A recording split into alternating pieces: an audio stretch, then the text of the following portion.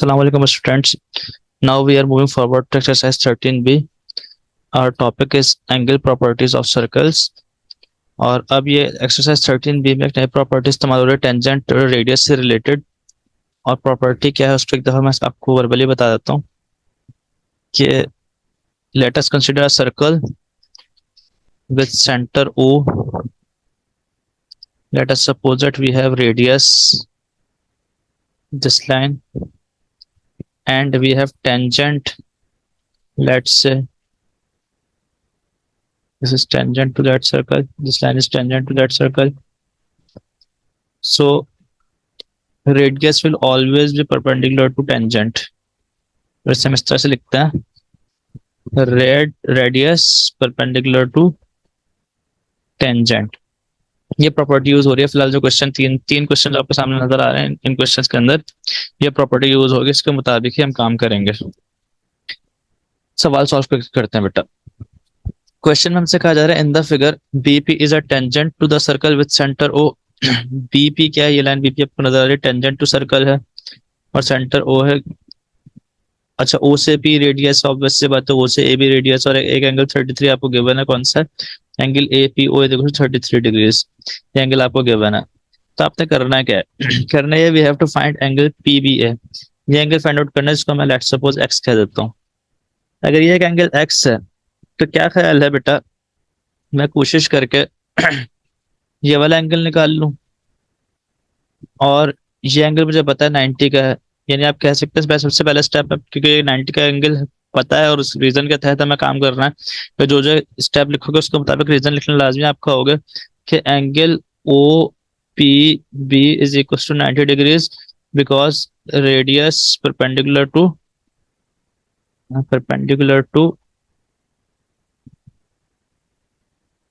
Tangent. ये एक property आपने लिखी है। और फिर आप कह सकते हो कि एंगल ओ से ए से पी, जो रेड वाला एंगल जो बन रहा है, एंगल ओ ए पी बराबर होगा 33 के। क्यों? क्योंकि हमें यह बात पता है कि by by radii of circle, radii of circle दोनों तरफ बराबर होंगे, तो इसका मतलब ये आइसोसेलेस ट्रायंगल बनेगा। तो आप ये आगे भी लिख सकते हो आइसोसेलेस ट्रायंगल के एग्जामिनर को पता चल जाए आपने क्यों किया ये एंगल ओ ए पी 33 के बराबर क्यों लिखा है हमें। तो ये 33 हो गया ये वाला एंगल भी। जब ये 33 हो गया तो क्या ख्याल है मैं पूरा पूरा कंसिडर कर लूँ कौन सा? Triangle A P B.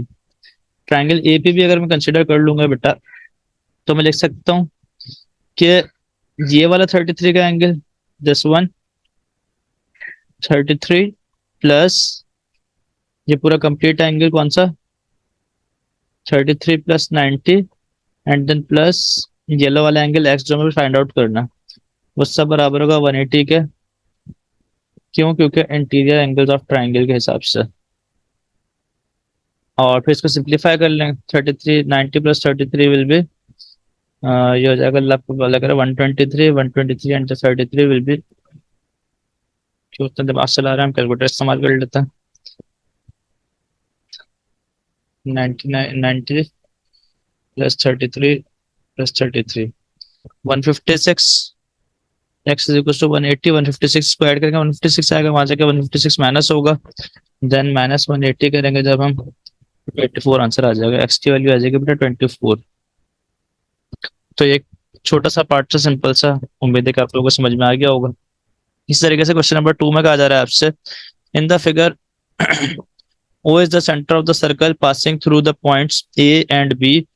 TA is a tangent to the straight line to a straight line. Sorry, TA is a tangent to the circle at A and TOB is a straight line. In the figure O is the center of circle नजर आ रहा है हमें, passing through the points A and B. Circle किससे पास कर रहा है? A और B से पास कर रहा है। TA is tangent to the circle. This is the line TA which is tangent to the circle. And T O B is a straight line. T से ओ से बी का ब्रेट एक straight line है। और फिर कह रहे हैं आपसे given that angle A O T 64, बस ये वाला एंगल 64 गिवन है हमें। तो हमसे कहा जा रहा है we have to find A T B, A से टी से बी का एंगल हमें फाइंड आउट करना है। तो बहुत आसान सा काम है। इसमें भी आप क्या करोगे, इसके अंदर आप ये करोगे बेटे कि क्वेश्चन नंबर 2 के लिए हम करेंगे कि आपको सबसे पहले तो कहोगे कि OAT एंगल वो कितना है, वो है हमारे पास 90 का। क्यों है? क्योंकि रेडियस परपेंडिकुलर टू टेंजेंट।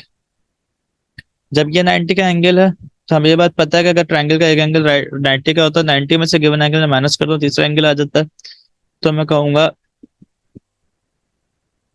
कि आपका जो एंगल रिक्वायर्ड एंगल है, कौन सा वाला, एंगल ATB। एंगल ATB बराबर होगा हमारे पास 90 माइनस 64 के। क्यों? क्योंकि इंटीरियर एंगल्स ऑफ ट्रायंगल के रिस्पेक्ट से एंगल ATB बराबर आ जाएगा हमारे पास 90 minus 64 will be 26। 90 minus 64 will be 26। ठीक है भाई। तो ये दो पार्ट्स हो गए आपको, ये पहला पार्ट हो गया हमारे पास क्वेश्चन 2 का। अगले पार्ट के लिए क्या कर सकते हो बेटा? अगले पार्ट के लिए आप कर सकते हो, पार्ट 2 के लिए TAB निकालना आपको। T से A से B, ये कंप्लीट एंगल निकालना है।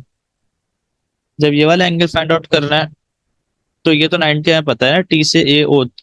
ये अंदर वाला एंगल निकालना सिंपल हमने। जब ये अंदर वाला एंगल निकालना है तो बेटा हम क्या कर सकते हैं, हमें ये बात पता है कि अगर एक ट्रायंगल है, ट्रायंगल के एक्सटीरियर एंगल का सम ऑपोजिट इंटीरियर एंगल के सम के बराबर होता है। यानी if this is A this is B, थोड़ा बड़ा ट्रायंगल बना दूं ताकि समझाने में आसानी हो जाए। यानी अगर मैं एक ट्रायंगल इस तरह ड्रॉ करूं यहाँ पर, तो क्या ख्याल है कि अगर ये A है और ये B है और ये C है, तो C बराबर होता है A प्लस B के ना।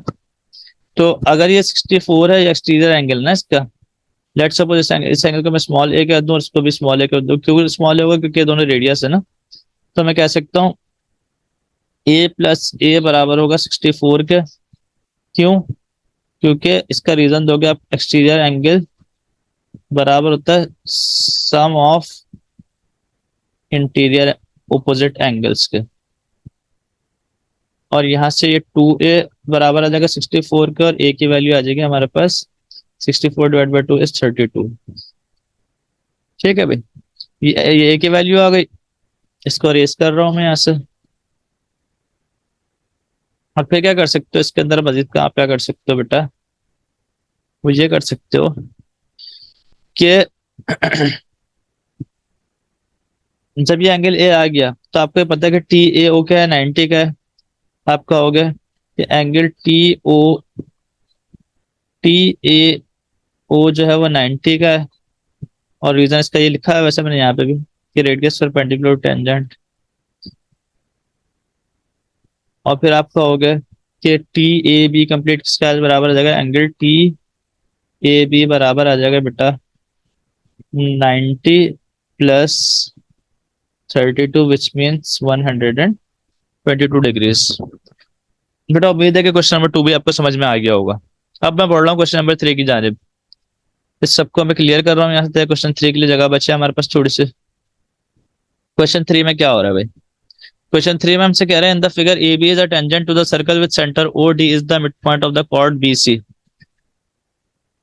जो कॉर्ड BC है हमारे पास, ये वाली कॉर्ड BC, इसका D जो है मिड पॉइंट है। अगर D मिड पॉइंट है तो इसका मतलब ये रेडियस के मदद से आइसोसेलेस ट्रायंगल बन रहा है, और ये 90 पे एंगल कटता हुआ नजर आ रहा है हमें। तो दोनों साइड्स बराबर होंगे, आइसोसेलेस ट्रायंगल फॉर्म होगा ना हमारे पास। अब देखें इसके अंदर क्या कह रहा हूँ, किस तरह से काम किया जा सकता है।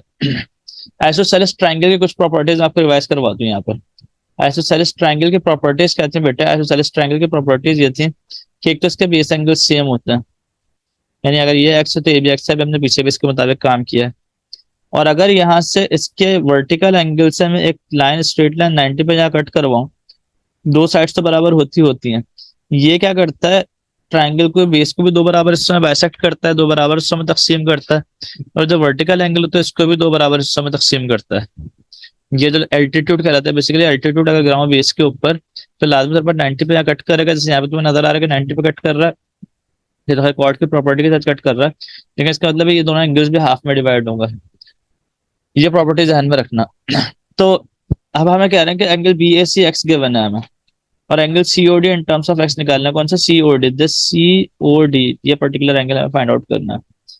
तो अगर सीओडी फाइंड आउट करना है तो फिलहाल उसके लिए फिलहाल जो मैं काम कर सकता हूँ वो सिर्फ और सिर्फ ये वाला एंगल निकाल सकता हूँ।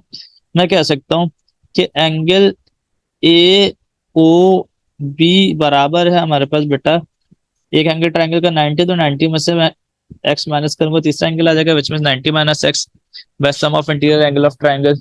रीजन चाहो तो यहाँ लिख सकते हो, इंटीरियर एंगल्स ऑफ ट्राइंगल।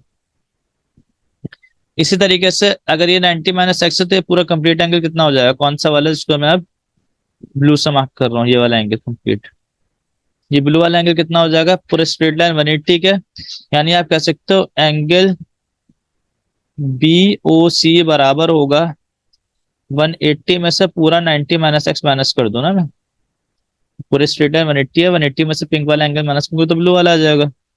तो मैं कह सकता हूँ ये हो जाएगा 180 माइनस 90 विल बी 90, और minus minus plus 190 plus x आ जाएगा। इसका आंसर किसका? एंगल बी ओ सी का। ये परेशान नहीं होना, मैंने क्या किया 180 minus 90 and minus minus plus x किया यहाँ पे, माइनस माइनस सन से ब्रैकेट खुला है मैंने। तो ये कितना हो गया 90 प्लस एक्स। और फिर मैंने क्या कहा कि रेडियस क्या करते हैं? आइसोसेलेस ट्रायंगल फॉर्म करता है। आइसोसेलेस ट्रायंगल की प्रॉपर्टी बताई थी कि ये दोनों ट्रायंगल क्या होंगे? हाफ में डिवाइड होंगे। तो मैं कह सकता हूं कि angle C O D is half of angle B O C. क्या ख्याल है? पूरे बी ओ सी का हाफ है सी ओ डी। ये जो रेड वाला एंगल है, ये रेड वाला जो एंगल है ये पूरे बी ओ सी का हाफ है, क्योंकि मैंने अभी तुम्हें बताया कि ट्रायंगल का अगर ये वर्टिकल लाइन गिर रही होती है तो एंगल को दो बराबर हिस्सों में तकसीम करते हैं आइसोसेलेस ट्रायंगल की लाइन अगर गिरती है। तो इसी के मुताबिक हम क्या करेंगे, एक मिनट। अगर ये हाफ है तो हम ये कह सकते हैं कि एंगल सी ओ डी बराबर आ जाएगा बेटा 1/2 टाइम्स बी ओ सी कितना था 90 प्लस एक्स, तो 90 प्लस एक्स, और 2 से डिवाइड कर दो दोनों को, यानी 90/2 plus x/2 which means 45 plus x/2 which is your required answer, angle C O D. Complete answer आ गया बेटा। उम्मीद है कि क्वेश्चन नंबर 3 भी समझ में आ गया होगा। इससे एक्स वाई जेड से कंफ्यूज नहीं हुआ करो, बस जो प्रॉपर्टीज है उनके मुताबिक जब काम करोगे आप तो इंशाल्लाह आसानी के साथ काम हो जाएगा। और इंशाल्लाह नेक्स्ट वीडियो में क्वेश्चन नंबर 4 के कोशिश करूंगा मैक्सिमम पार्ट्स करवाने की आपको, तो उस वीडियो में मिलेंगे इंशाल्लाह। और अगर इन 3 सवालों से रिलेटेड कोई भी क्वेश्चन आपको है, कोई भी क्वेरी है, तो कमेंट सेक्शन में आप उससे पूछ सकते हैं।